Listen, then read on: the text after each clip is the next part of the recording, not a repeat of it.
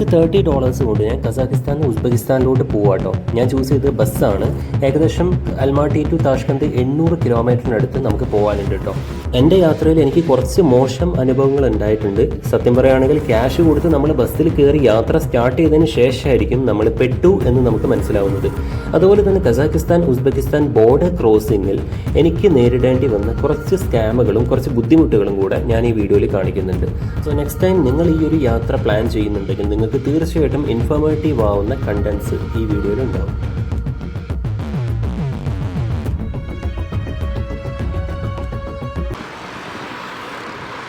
ഞാൻ ആദ്യം നോക്കിയത് Kazakhstan to Uzbekistan train possible ആണോ എന്നാണ്. ട്രെയിൻ ബസ്സിനെ കമ്പയർ ചെയ്യുമ്പോൾ കുറച്ചും കൂടെ ചീപ്പാണ്. എന്തായാലും നമ്മൾ സ്റ്റേഷനിൽ പോയിട്ട് അതിൻ്റെ കാര്യം നോക്കാം.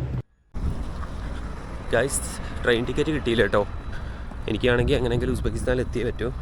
കാര്യം അവിടെ നിന്ന് അങ്ങോട്ട് അടുത്ത ടിക്കറ്റ് ബുക്ക് ചെയ്തിക്ക് അസർബൈജാനിലേക്ക്. അപ്പോൾ കുറച്ച് ടാസ്ക്കാണ്. പിന്നെ ഇപ്പോൾ ഇവിടെ ടിക്കറ്റ് കിട്ടും, പക്ഷേ ലക്ഷറി കോച്ചാണ്. ഏകദേശം 30,000 ടാങ്ക് വരും. എന്ന് വെച്ചാൽ നമ്മുടെ നാട്ടിലെ 6,000 രൂപ കൊടുത്തിട്ട് പോയാൽ പണിയാവും. സാധാരണ 1,000, 2,000 ആ റേഞ്ചിന് മാത്രമേ ടിക്കറ്റ് ഉണ്ടാവും. ഞാനിപ്പോൾ ബസ് സ്റ്റേഷനിലേക്ക് വന്നാട്ടോ. അപ്പോൾ ഇവിടുന്ന് താഷ്കന്തിലേക്കുള്ള ബസ് കിട്ടും. ഓരോ രാജ്യത്തേക്കും ബസ് ഉണ്ട് കേട്ടോ. ഇവിടുന്ന് കിർഗിസ്ഥാനിലേക്കുണ്ട്, ഉസ്ബെക്കിലേക്കുണ്ട്, അതുപോലെ ചൈനയിലേക്കുണ്ട്. സോ ബസ് സർവീസ് ഭയങ്കര ചീപ്പാണ്. ഇത് ഫ്ലാഗ് കേട്ടോ. ഫ്ലാഗ് നോക്കി നമ്മൾ മനസ്സിലാവും സ്ഥലം ഇതെന്താ താഷ്കന്ത് ഇങ്ങനെ എഴുതുക. Excuse me, bus ticket. ഞാനിപ്പോൾ ഇവിടുന്ന് ബസ് എടുക്കാൻ തീരുമാനിച്ചിട്ടോ. ബസ്സിൽ പോവാണ്.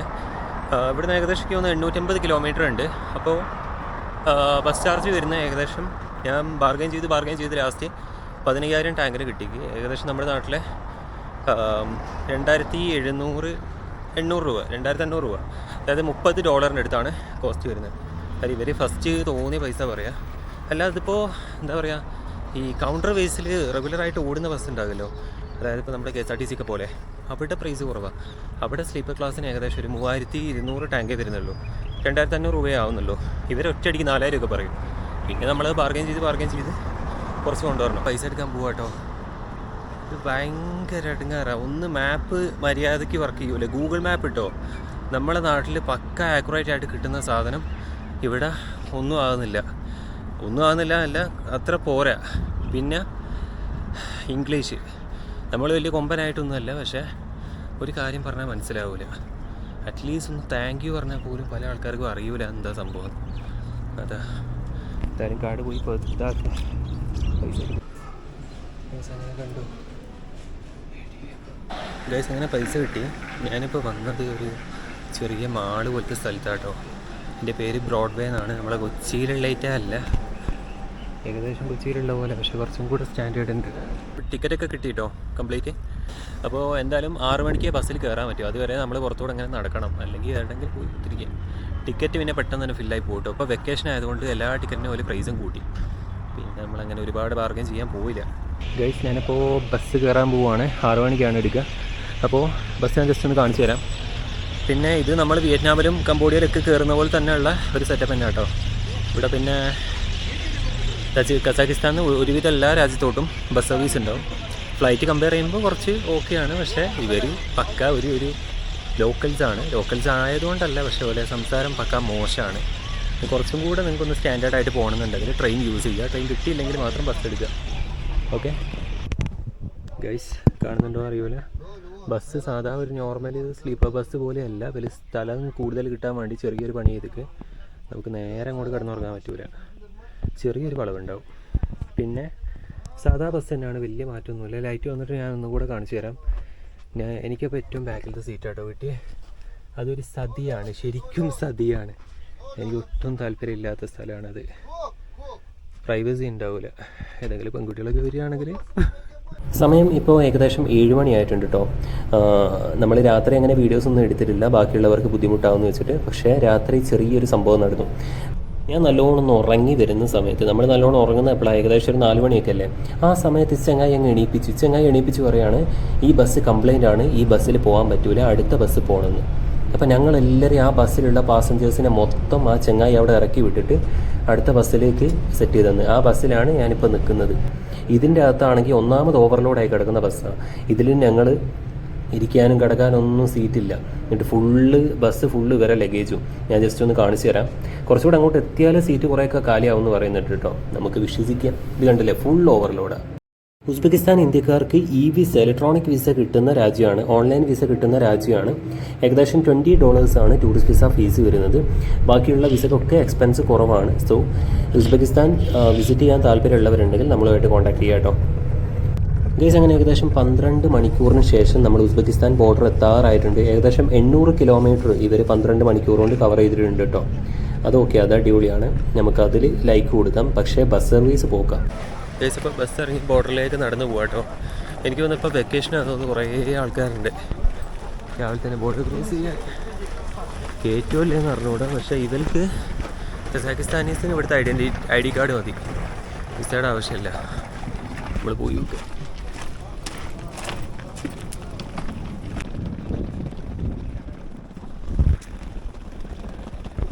ഇതിന് പുറത്തേക്ക് ബോർഡർ, അതാണ് ഉസ്ബെക്കിൻ്റെ ബോർഡർ, ഇതാണ് കസാക്കിസ്ഥാൻ്റെ ബോർഡർ. അപ്പോൾ ഇവിടുന്ന് എക്സിറ്റ് അടിച്ചിട്ട് നേരെ അങ്ങോട്ട് പോവുകയാണ് വേണ്ടത്.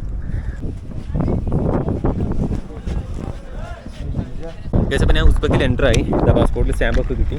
പ്രത്യേകിച്ച് വലിയ കുഴപ്പമൊന്നും ഇല്ലായിരുന്നു. പക്ഷേ ഈ ലാൻഡ് ബോർഡർ വഴി ക്രോസ് ചെയ്യുമ്പോൾ വിസ കിട്ടും. വല്ലാതെ കുറേ പ്രശ്നങ്ങൾ ഉണ്ടായിട്ടുണ്ട്. ലാൻഡ് ബോർഡർ ക്രോസ് ചെയ്യുമ്പോൾ നല്ല രീതിയിൽ സ്കാം നടക്കുന്നുണ്ട്. നമ്മളിപ്പോൾ വില കൂടുന്ന പ്രശ്നമല്ല. ഇപ്പോൾ സിമ്മിന് വില കൂടുതലാണ്, ഫുഡിന് വില കൂടുതലാണ്, അത് പ്രശ്നമല്ല. പക്ഷേ ഇവിടെ ഞാൻ കസാക്കിസ്ഥാനിൽ ഉസ്ബെക്കിസ്ഥാൻ ബോർഡറിലോട്ട് കയറിയപ്പോൾ $20 ചേഞ്ച് ചെയ്ത് ഇതാക്കിയിട്ടുണ്ടായിരുന്നു. എന്ന് വെച്ചാൽ സോമാക്കിയിട്ടുണ്ടായിരുന്നു. ഇവിടുന്ന് സിം എടുക്കാനും അതുപോലെ ടാക്സി ചാർജ് അങ്ങനത്തെ എല്ലാത്തിനും കൂടെ. പക്ഷേ അതെന്താ സംഭവം എന്നറിയോ? ഞാൻ $20 ചേഞ്ച് ചെയ്തപ്പോൾ എനിക്ക് ഏകദേശം 2.5 ലക്ഷം ഉസ്ബെക്കിസ്ഥാനി സോമ് കിട്ടി.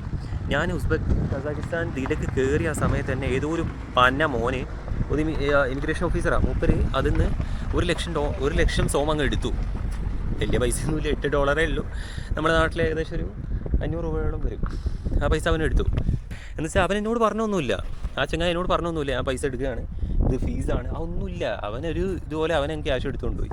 ഓക്കെ, ഞാൻ പോട്ടെ എന്ന് വെച്ചു. പിന്നെ എനിക്ക് തോന്നുന്നത് എൻ്റെ ആകെ ഉള്ളത് 2.5 ലക്ഷമാണ്. അതിൽ 1 ലക്ഷം ഇവൻ എടുത്തു. ബാക്കി എന്നോട് എല്ലാ സാധനം അവൻ ചോദിക്കുന്നുണ്ട്, ക്യാഷ് മൊത്തം അവൻ ചോദിക്കുന്നുണ്ട്. പക്ഷേ ഞാൻ പറഞ്ഞ കാർഡിലാണ് ഉള്ളത്.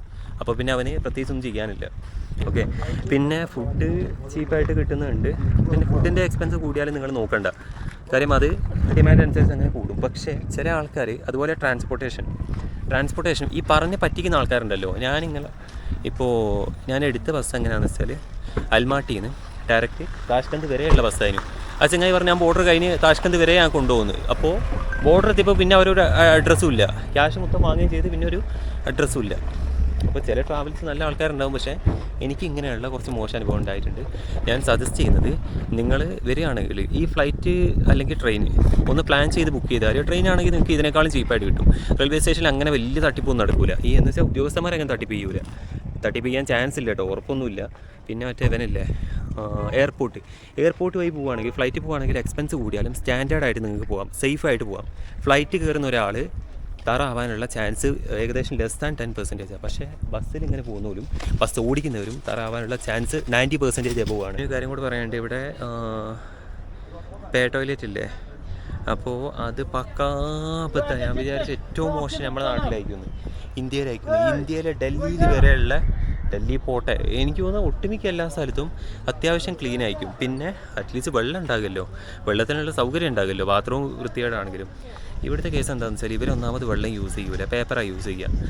ബാത്റൂമാണ് അലങ്കോലം ശരി തന്നെ, ബാത്റൂമിൽ പേപ്പറില്ല, ആരും യൂസ് ചെയ്ത് പോയ പേപ്പറുള്ളത്. പിന്നെ ഇത് എന്താ പറയുക, വെള്ളം ഓപ്ഷൻ ഇല്ല നമുക്കെന്ത്, അല്ലെങ്കിൽ നമ്മൾ കുപ്പിയിലെങ്ങാ വെള്ളം കൊണ്ടുപോകണം സെപ്പറേറ്റ്. ഭയങ്കര ചിലവാണ് ഇവിടുന്ന് ഞാനിപ്പോൾ സിം എടുക്കാൻ വന്നതാണ്. സിമ്മിന് നമ്മുടെ നാട്ടിൽ 400 രൂപയാട്ടോ കോസ്റ്റ് വരുന്നത്. ഇതിപ്പോൾ ഞാൻ നടക്കുക കേട്ടോ, തിരിച്ചല്ല മുമ്പോട്ട് സ്ട്രൈറ്റ് ബസ് കിട്ടുമോ നോക്കുകയാണ്. ഇതൊക്കെ ഉസ്ബെക്കിസ്ഥാനിൽ ഇറങ്ങിയ സമയത്ത് നല്ലൊരു വ്യൂ അല്ല കേട്ടോ കിട്ടുന്നത്. നല്ല വ്യൂ എന്നല്ല, അത്രയ്ക്ക് വലിയൊരു ഡെവലപ്ഡ് രാജ്യമാണ് നമ്മൾ തോന്നുകയില്ല. പക്ഷേ കസാക്കിസ്ഥാൻ ഇറങ്ങിയപ്പോൾ നിങ്ങൾ കണ്ടില്ലേ, നോർമലി സാധാ ഒരു കാട്ടുകൂടാണ്. എയർപോർട്ടിൽ നിന്ന് ഒരു കാട്ടുകൂടാണ് ഒരു പള്ളിയിലേക്ക് പോയി. അവിടെ നിന്നാണ് പിന്നെ സിറ്റിയിലേക്ക് ബസ് കിട്ടിയത്. അപ്പോൾ അടിപൊളി സ്ഥലമായിരുന്നു. അതുപോലെ അത് മാറുമെന്ന് വിചാരിക്കുക. എൻ്റെ അമ്മ എനിക്ക് പെട്ടെന്നൊന്ന് പുറകെ പോയാൽ മതി ഇപ്പോൾ. കാര്യം ഒന്നാമത് ശ്രീനിവാസൻ ഈ അറബിക്കഥ സിനിമയിൽ പറയുന്നില്ലേ, ചതിക്കുന്ന എനിക്ക് പ്രശ്നമല്ല, ഇപ്പം പ്രശ്നമില്ല, കാര്യം ചതിക്കപ്പെടുന്ന എനിക്കിപ്പോൾ ഒരു ശീലമായി മാറി. അതുപോലെ അവസ്ഥ. അപ്പോൾ ഇനി നമുക്ക് ഉസ്ബെക്കിസ്ഥാനിൽ വെച്ച് കാണാം. ഒരുപാട് കഷ്ടപ്പെട്ടാണ് ഞാൻ ഉസ്ബെക്കിസ്ഥാനിൽ എത്തിയതെങ്കിലും ഇവിടെ എത്തിയപ്പോൾ ഞാൻ നല്ല ഹാപ്പിയാണ്. ഒരു പ്രശ്നമില്ല, എല്ലാവരും നല്ല അടിപൊളി ബിഹേവിയറാണ്. ഒരു തരത്തിലുള്ള റേസിസം എനിക്ക് ഉസ്ബെക്കിസ്ഥാനിൽ പോകുന്നത് വരെ ഫീൽ ചെയ്തിട്ടില്ല. അപ്പോൾ നമുക്കിനി ഉസ്ബെക്കിസ്ഥാനിലെ ചെറിയ കുറച്ച് ട്രാവൽ ഇൻഫർമേഷൻസ് കാണാം. അപ്പോൾ എന്തായാലും നിങ്ങൾക്ക് വീഡിയോ ഇഷ്ടപ്പെടുന്നുണ്ടെങ്കിൽ ചാനൽ ജസ്റ്റ് ഒന്ന് ലൈക്ക് ചെയ്യുക, പറ്റുന്നവർ സബ്സ്ക്രൈബ് ചെയ്യുക. Okay, see U.